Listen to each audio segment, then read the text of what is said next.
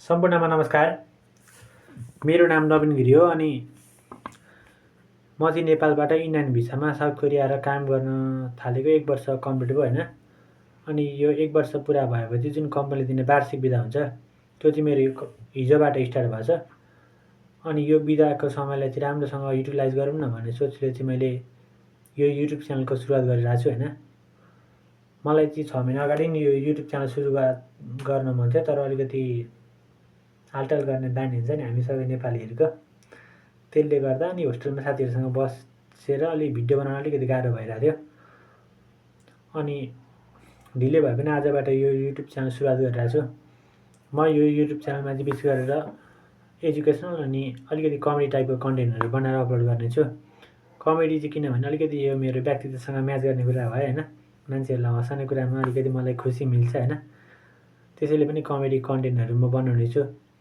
अनि मैले लाइफमा फाइनेन्सियली रूपमा एकदमै धेरै स्ट्रगल गरेको छु होइन। मेरो फ्यामिलीको फाइनेन्सियल कन्डिसन चाहिँ पास्टमा एकदमै नराम्रो थियो। अनि यो स्ट्रगल गर्ने क्रममा मैले धेरै गल्तीहरू गरेँ, धेरै कुराहरू सिकेँ होइन।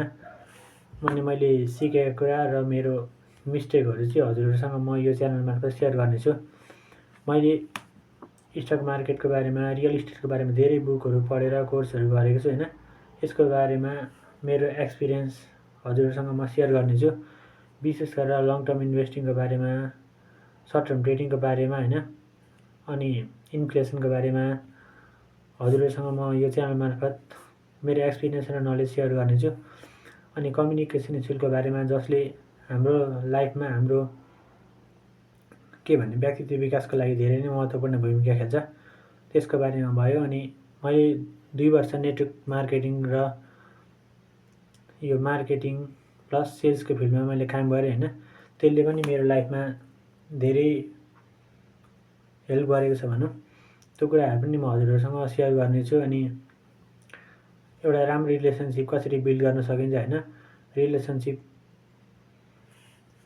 कसरी म्यानेज गर्न सकिन्छ त्यो कुरा पनि हजुरहरूसँग म यो च्यानल मार्फत सेयर गर्नेछु। अनि इन्सुरेन्सको बारेमा, कस्तो इन्सुरेन्स चाहिँ हाम्रो लागि मतलब बेनिफिसियल हुन्छ र कस्तो इन्सुरेन्स चाहिँ एजेन्टको कमाइको माध्यम बन्न सक्छ, त्यो कुराहरू पनि हजुरहरूसँग म यो च्यानल मार्फत सेयर गर्नेछु होइन।